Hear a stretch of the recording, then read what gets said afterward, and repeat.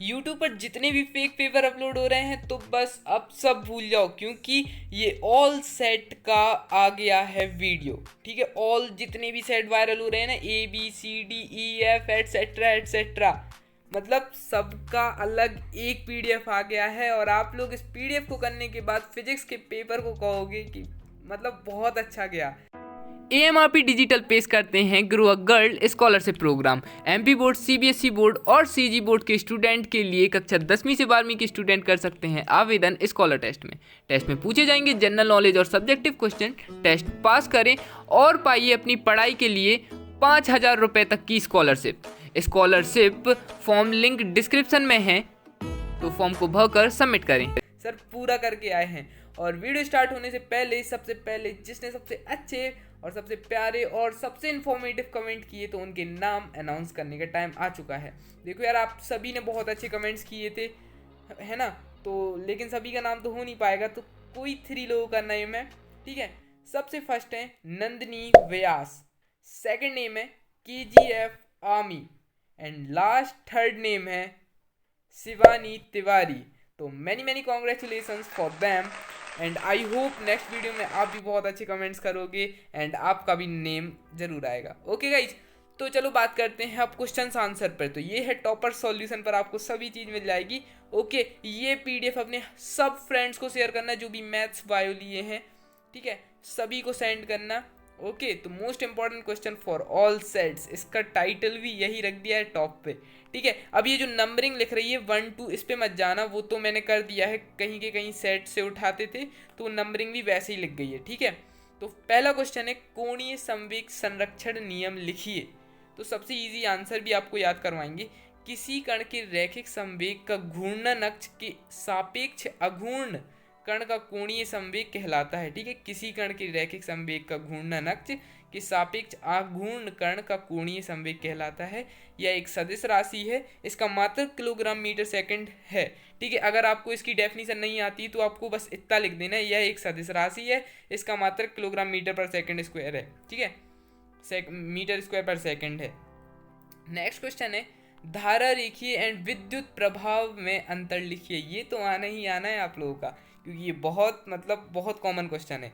धारा रेखीय प्रभाव, किसी बिंदु से गुजरने वाले प्रत्येक कण का वेग परिणाम व दिशा के समान रहता है। किसी और विक्षुब्ध प्रभाव क्या है, किसी बिंदु से गुजरने वाले प्रत्येक कण का वेग भिन्न भिन्न हो सकता है।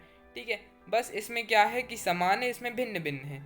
और नेक्स्ट पॉइंट क्या है, एक वेग के सभी कणों का मार्ग एक ही होता है, और इसमें एक वेग के सभी कणों का मार्ग समान नहीं होता है। ठीक है, एक वेग के सभी कणों का मार्ग नहीं होता है। ठीक है, एक नहीं होता है, इसमें नहीं होता है। इसमें थर्ड पॉइंट है द्रव्य के प्रभाव का वेग क्रांतिक वेग से कम होता है, और इसका द्रव्य के प्रभाव का वेग क्रांतिक वेग से अधिक होता है। और हाँ, कॉपी पेन साथ में बैठो लेकर। ओके, ऐसे ही नहीं कि वीडियो देख रहे हो। ओके, कॉपी पेन साथ में लेके ले लो और फिर लिखते चलो। ओके, और याद भी करते चलो। ठीक है, नेक्स्ट क्वेश्चन की बात करते हैं प्रत्यास्थता से संबंधित हुक का नियम लिखिए। तो इसका आंसर है हुक के नियम के अनुसार प्रत्यास्थता सीमा के भीतर किसी वस्तु का आरोपित प्रतिबल का मान हमेशा उस वस्तु में उत्पन्न विकृति के अनुक्रमानुपाती होता है। इसे ही हुक का नियम कहते हैं। ये बहुत ज़्यादा इंपॉर्टेंट है। ठीक है, कोई मतलब सीमा ही नहीं है इसके इम्पोर्टेंट होने की। अब इसका नेक्स्ट पैराग्राफ भी लिख सकते हो आप लोग, अर्थात प्रत्यास्थता सीमा के अंदर प्रतिबल विकृति के समानुपाती होता है। एक इजी लैंग्वेज में यहाँ E इक्वल टू समानुपाती नियतांक है, जिसे प्रत्यास्थता गुणांक कहते हैं। ओके, नेक्स्ट क्वेश्चन है एकांक सदिश किसे कहते हैं। अब आप लोग इतने ज़्यादा वायरल पेपर देख रहे हो तो आप लोगों को खुद पता चल गया यार। देखो, आप लोग पता बहुत टैलेंटेड हो गए होगे कि वायरल पेपर कौन सा है, किसमें एडिटिंग है, कौन फेक है, कौन प्रीवियस ईयर है। बहुत आप लोग टैलेंटेड तो हो ही गए होगे, है ना, कि हम मतलब हमसे ज़्यादा तो आप ही समझ लेते हो कि सर ये तो फेक है। मतलब आप कोई भी हमें पेपर सेंड करते हो तो आप पूछते हो कि सर ये तो फेक ही है ना, क्योंकि इसमें ये रीज़न बता देते हो कि सर देखो ये फेक है। और हाँ, टेलीग्राम ज्वाइन कर लो, ये टेलीग्राम पर लिंक मिल जाएगी, और इंस्टाग्राम भी डिस्क्रिप्शन में है, तो दोनों ज्वाइन कर लेना। ओके, ठीक है, अगर टेलीग्राम ज्वाइन नहीं होता है ना तो लिंक पे जाना। ठीक है, उसमें क्रोम क्रोम आएगा, तो क्रोम के ऊपर 3 डॉट होंगे, 3 डॉट के बाद फिर टेलीग्राम और क्रोम प्लस ड्राइव का ऑप्शन आएगा, तो उसमें 3 डॉट पर जाके टेलीग्राम पे आ जाना, तो डायरेक्ट आप टेलीग्राम पर पहुंच जाओगे। और अगर फिर भी नहीं आता है तो आपको करना क्या है, डायरेक्ट टेलीग्राम पर जाना है, उस पर टॉपर से सॉल्यूशन लिखना है। तो 4500 सब्सक्राइबर हैं तो वही चैनल हमारा है। बाकी काफ़ी फेक चैनल खुले हैं तो आप उनको नहीं जाना, लेकिन जिसमें टॉपर सॉल्यूशन 4500 सब्सक्राइबर हैं उसी पर जाना है। ओके चलो, मूल मात्रक, चलो ये वाला नहीं हुआ था ना। एकांक सदिश किसे कहते हैं? ऐसा सदिश जिसका परिमाण एक हो तथा जो किसी विशेष दिशा के अनुदिश हो उसे एकांक सदिश कहते हैं, यानी कि यूनिट वेक्टर कहते हैं। एकांक सदिश मात्रकहीन तथा दिशाहीन होते हैं। इसका त्रिविमीय कार्तीय निर्देश तंत्र की XYZ अक्षों के अनुदिश एकांक सदिश IJK होते हैं। ओके, अब इसको आप लोग बताओ कि जिसको ऊपर निशान लगे हैं उसको क्या कहते हैं, ये आप लोगों के लिए होमवर्क है। ओके, मूल मात्रक किसे कहते हैं? उदाहरण दीजिए। मूल मात्रक मात्रकों के वे मात्रक हैं जो अन्य मात्रकों से स्वतंत्र होते हैं। मतलब मूल मात्रक कौन होते हैं? जो स्वतंत्र होते हैं, अर्थात उनको एक दूसरे से अथवा आपस में बदला नहीं जा सकता। ठीक है, वो स्वतंत्र होते हैं, जैसे कि हमें ओके, कि हमें यहाँ से वहाँ कोई ऐसे नहीं बोल सकता कि तुम यहाँ चले जाओ वो वहाँ चले जाओ, हम लोग स्वतंत्र हैं। ठीक है, ऐसे ही वो मूल मात्रक भी स्वतंत्र हैं। उदाहरण के लिए लंबाई, समय, द्रव्यमान के लिए क्रमशः मीटर, सेकंड और किलोग्राम का प्रयोग किया जाता है। सिंपल, ठीक है, लंबाई सेकंड, समय, ठीक है, उसका कर लेना, लंबाई किलोग्राम, फिर उसके बाद द्रव्यमान मीटर। ठीक है, ओके। अब नेक्स्ट सेट तो वही है, लेकिन सेट की थोड़ा बदल दिया। देखो, जैसे आप लोग लिखते हो ना डेट, इधर पे हम लोगों ने लिखा है 200 लाइक, फिर उसके नीचे लिखते हो आप लोग सन, मतलब 2021-22, तो हम लोगों ने लिखा है 50 कमेंट करवाने हैं। फिर डेट पे like share, page number, date मतलब लाइक, पेज नंबर मतलब शेयर, और उसके नीचे कोई ऑप्शन ही नहीं था तो हम लोगों ने सब्सक्राइब कर रख दिया। ओके, तो सब्सक्राइब कर लो यार, है ना आप लोग। बाकी बहुत अच्छा, मतलब 17,000 थे यार, कब आप लोगों ने 21 कंप्लीट करवा दिए पता ही नहीं चला। ठीक है, मैं सो के उठता था और एकदम से देखा तो जादू ओके, तो नेक्स्ट क्वेश्चन है, कैच लेते समय क्रिकेटर हाथों को पीछे की ओर क्यों ले जाते हैं? अब हम जैसों को तो कैच ही नहीं होते हैं, नीचे गिर जाता है। ठीक है, तो हम क्या बोलें? ठीक है, तो इसका आंसर लिखेंगे, एक क्रिकेट खिलाड़ी कैच पकड़ते समय अपने हाथ पीछे की ओर खींच लेता है, जिससे हाथों पर कम प्रतिक्रिया बल लगता है। ठीक है, जैसे कैच लेते हैं तो अपना हाथ अपने आप पीछे आ जाता है, ठीक है, जिससे कि प्रतिक्रिया बल कम लगता है। ठीक है, ओके। संवेग किसे कहते हैं? यह सदिश है या अदिश राशि? तो ये तो सभी को पता होना चाहिए, सदिश है। अब जिसको नहीं पता तो अब पता हो गया, सिंपल ठीक है, अब इसको डेफिनेशन क्या है?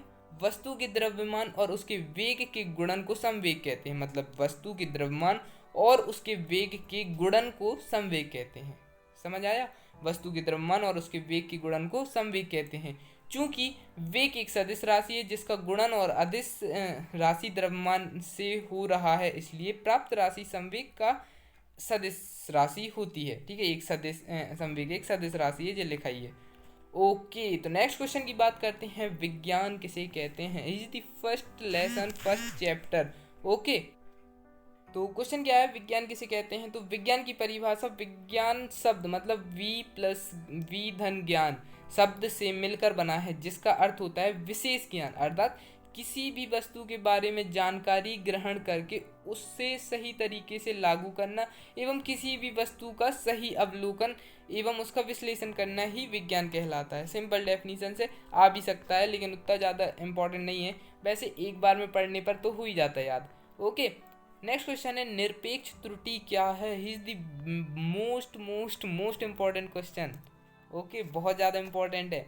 किसी मापक यंत्र द्वारा किसी भौतिक राशि के प्रेषित मान तथा उस भौतिक राशि के शुद्ध मान में जो अंतर होता है उस मापक यंत्र की निरपेक्ष त्रुटि कहते हैं। नेक्स्ट क्वेश्चन, ये भी बहुत ज़्यादा इम्पोर्टेंट है। देखो, इम्पोर्टेंट तो सभी है, अब इसके अंदर इम्पोर्टेंट बता रहे हैं हम। ओके, इम्पोर्टेंट तो ये सभी, ये जो आपके सेट है ना, ABCDEFGHI, जो भी एटसेट्रा। ओके, तो वैसे F तक है ना, 5 सेट 2 6 सेट शायद तक, हाँ। तो इसमें आप लोगों की सभी क्वेश्चन इन्वॉल्व हैं। मतलब जो आप लोग यूट्यूब पर कमेंट कर रहे हो ना, मैंने देखा कि सर आप लोग बोल रहे हो, सर मुझे सेट A चाहिए, सर मुझे सेट B चाहिए विद सॉल्यूशन, सर मुझे सेट D चाहिए विद सॉल्यूशन। अब वो लोग क्या कर रहे हैं, एडिट करके ऊपर कलर लगा के नीचे प्रीवियस ईयर क्वेश्चन छाप कर आपको बेवकूफ़ बना रहे हैं। और लेकिन देखो वो चीज़ वो बेवकूफ़ नहीं बना रहे हैं, चलो आप उनके क्वेश्चंस को कंप्लीट करते हो तो कुछ तो सीखने मिलता है ना। वो भी मतलब वो ज़रूरी नहीं है कि फेक है, वो रियल भी हो सकते हैं। ऐसा ज़रूरी नहीं है वो फेक है, रियल भी हो सकते हैं। लेकिन कई लोग जैसे कुछ लोग होते हैं ना जो छोटे छोटे यूट्यूबर रहते हैं, ठीक है, उनको मतलब कुछ वो नहीं रहता, और मतलब वो कुछ भी उठा के डाल देते हैं, कभी फ्री फायर की वीडियो तो कभी कुछ, और कभी गाने वगैरह कुछ भी डालते रहते हैं, ठीक है, उन्हें कोई मतलब नहीं रहता है। नेक्स्ट क्वेश्चन है ऊर्जा संरक्षण का नियम। ये तो बहुत मतलब मेरा तो फेवरेट है ऊर्जा संरक्षण का नियम। सिंपल है, ऊर्जा को ना तो उत्पन्न किया जा सकता है, नेक्स्ट पॉइंट, ना ही ऊर्जा को नष्ट किया जा सकता है, थर्ड पॉइंट, उसे केवल एक रूप से दूसरे रूप में परिवर्तन किया जा सकता है। नेक्स्ट क्वेश्चन है स्थितिज ऊर्जा से आप क्या समझते हैं? किसी वस्तु में उसकी स्थिति, विकृति अथवा अभिविन्यास के कारण जो ऊर्जा होती है, अर्थात कार्य करने की क्षमता होती है, उसे उस वस्तु की स्थितिज ऊर्जा कहते हैं। एंड हाँ, थंबनेल में आज आप मुझे कमेंट करना कि आज आपने यूट्यूब पर कितनी वीडियोस देखी, मतलब रियल पेपर रिलेटेड, 10, 15, 20, 30, 50 या फिर एक भी नहीं, या फिर मेरी वीडियोस का आप इंतज़ार करते हो। ओके, नेक्स्ट क्वेश्चन है विलगित निकाय से क्या तात्पर्य है? तो इसका बहुत इजी सॉल्यूशन है। विलगित निकाय से तात्पर्य है एक ऐसी प्रणाली का जो अपना पर्यावरण के साथ ना तो द्रव्यमान और ना ही ऊर्जा का आदान प्रदान करता है। बहुत इजी था, है ना। और इसका सेकंड डेफिनेशन देखते हैं, वह प्रणाली जो ऊर्जा का द्रव्यमान दोनों का आदान प्रदान नहीं करती उसे विलगित निकाय कहते हैं, जैसे थर्मोफ्लास्क। ओके, ठीक है। नेक्स्ट क्वेश्चन की बात करते हैं, जी व जी में कोई दो अंतर बताइए। ये तो बहुत बहुत ज़्यादा ही इम्पोर्टेंट है, मतलब इसका तो कोई लिमिट ही नहीं है इम्पोर्टेंट का, क्योंकि ये आप लोगों ने देखा होगा, स्कूल में भी देखा होगा, त्रैमासिक में भी देखा, अर्धवार्षिक में भी देखा, टेस्ट वगैरह में देखा होगा कि ये क्वेश्चन तो बहुत ज़्यादा आता है। अगर टीचर पढ़ाए भी, अगर स्कूल में पढ़ाते होंगे तो ठीक है, अगर पढ़ाया हुआ भी होगा तो ये क्वेश्चन के लिए उन्होंने भी बोला होगा ये बहुत इंपॉर्टेंट है, ठीक है। स्मॉल जी की बात करते हैं। पृथ्वी के आकर्षण के कारण वस्तु का त्वरण है और इसका गुरुत्वीय, कैपिटल जी गुरुत्वीय नियतांक, जी का मात्रक मीटर सेकंड होता है, इसका कैपिटल जी का मात्रक न्यूटन मीटर स्क्वायर किलोग्राम होता है, ठीक है। स्मॉल जी का मात्रक मीटर सेकंड है, कैपिटल जी का मात्रक मीटर स्क्वायर पर सेकंड स्क्वायर है। जी का मान भिन्न भिन्न होता है और जी का मान सभी स्थानों पर समान रहता है। पास्कल का नियम लिखो। तो ये भी काफ़ी इम्पोर्टेंट है। इस नियम के अनुसार किसी बर्तन में रखे द्रव्य की संतुलन अवस्था में द्रव्य में किसी भाग पर आरोपित दाब बिना क्षय हुए द्रव्य द्वारा सभी दिशाओं के समान रूप से मतलब परिमाण में संचरित कर दिया जाता है। नेक्स्ट क्वेश्चन है, पृष्ठ तनाव किसे कहते हैं? इसका मात्रक लिखिए। तो इसका आंसर है, पृष्ठ तनाव को T अथवा S द्वारा प्रदर्शित किया जा सकता है तथा इसका मात्रक न्यूटन मीटर NM, ठीक है, न्यूटन मीटर, और इसकी विमा होती है, ठीक है। पृष्ठ तनाव किसी द्रव्य की सतह का वह गुण है जिसके कारण वह प्रत्यास्थता की तरह सैली जाती है या सेकंड सिकुड़ जाती है। अच्छा, सिकुड़ जाती लिखा, मैं समझ नहीं पा रहा था अपनी राइटिंग यार, होता होगा आप लोगों के साथ भी, अर्थात प्रत्यास्थ का गुण प्रदर्शित करती है। ओके, नेक्स्ट क्वेश्चन की बात करते हैं, एक समान वृत्तीय गति किसे कहते हैं? तो बहुत इजी आंसर है, जब कोई कण एक निश्चित बिंदु को केंद्र मानकर उसके चारों ओर एक वृत्तीय पथ पर एक समान चाल से चलता है तो उसकी गति एक समान वृत्तीय गति कहलाती है। आवर्तकाल किसे कहते हैं? दो क्रमागत विरलनों को किसी निश्चित बिंदु से गुजरने में लगे समय को तरंग का आवर्तकाल कहते हैं। ऊर्जा संरक्षण का नियम आ गया, लो फिर आ गया भाई, मैंने गलती से 2 बार लिख दिया क्योंकि ज़्यादा ही सेट में पूछा गया होगा इसलिए तो लिखा। ऊर्जा को ना तो उत्पन्न किया जा सकता है और ना ही नष्ट किया जा सकता है, इसे केवल एक रूप से दूसरे रूप में बदला जा सकता है, इसे ऊर्जा संरक्षण का नियम कहते हैं। अब याद हुआ? ओके, अब प्रत्यास्था, सॉरी ये क्वेश्चन गलत आ गया था, ठीक है, मतलब इसका होमवर्क आप लोगों के लिए, अप्रत्यास्था गुणांक संगत क्या होता है? इसका आंसर मुझे अभी अच्छे से मिला नहीं था तो आप लोग ढूंढ लेना। ओके, इसलिए मैंने लाइन खींच दी थी, ठीक है। तो ये वीडियो आप लोगों को कैसी लगी प्लीज़ कमेंट करके ज़रूर बता देना।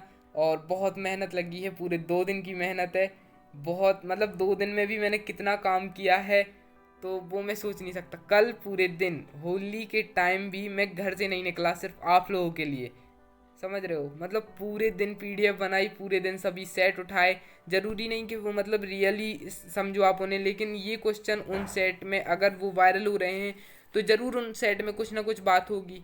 ठीक है, आप मेरे ऊपर विश्वास करते हो, मैं आपको क्वेश्चन प्लस आंसर दोनों देता हूँ। ये सभी सेट में इंपॉर्टेंट थे क्वेश्चन गाइस। ठीक है, कल जैसे जब आप लोग होली मना रहे थे और मैं आप लोगों के लिए यहाँ पीडीएफ क्रिएट कर रहा था, कल लिटरली मैं घर से नहीं निकला। अगर निकल भी जाता तो कल पूरा दिन बर्बाद जाना था, और आज का भी दिन थक जाते तो पूरा बर्बाद जाना था, है ना।